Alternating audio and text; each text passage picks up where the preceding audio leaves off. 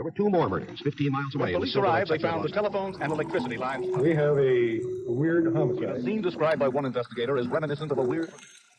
Couple murdered. Some crimes take years to come to a conclusion, while others seem to solve themselves in no time. On September 25th, 1985, a couple was shot to death in West Los Angeles. And though their murder was gruesome, it took only a few days to place the blame on 2 men whom the couple knew very, very well.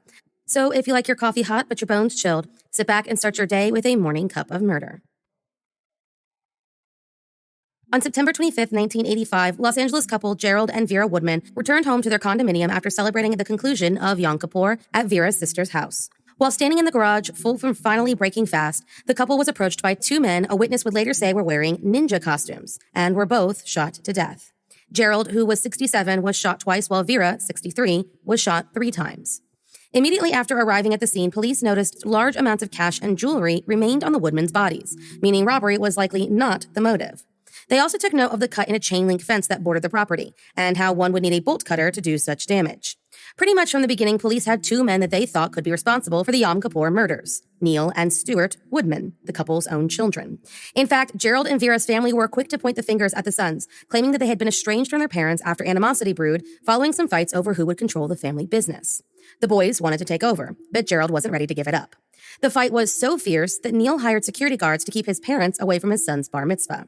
Security guards who heard Neil having a very interesting conversation with friend and former police officer Steve Homick about how he didn't want his parents setting foot in the banquet hall, to which Steve suggested Neil simply kill them and get them out of the way. And when looking at the life insurance policy held by Vera Woodman that paid $500,000 to the family business that was millions of dollars in debt, their motive seemed pretty clear.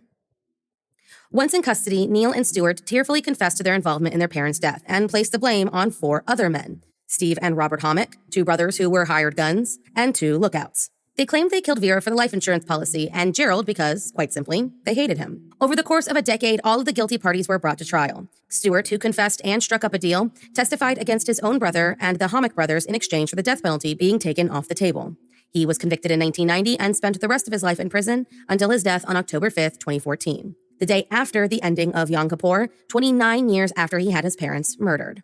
Neil Woodman was convicted in 1996 and given 25 years to life. Steve Homick, whose home police found the bolt cutters that matched the cuts in the fence and had a second murder conviction in Nevada, was sentenced to death in 1995. He remained on death row for almost 20 years before dying of natural causes on November 5th, 2014. Robert Homick was sentenced to life without parole. The men who acted as a lookout, Anthony Majoy and Michael Dominguez, were also charged for the roles they played in the murders. Anthony was sentenced to life without parole, and Michael was given 25 years to life. Thank you for joining me in my morning cup of murder. Please join me again tomorrow to hear what terrible thing happened on September 26th. Don't forget to rate and subscribe and let me know how you like it. If you want to help support the podcast, there's always Patreon or just sharing it with your true crime obsessed friends. And remember, stay safe.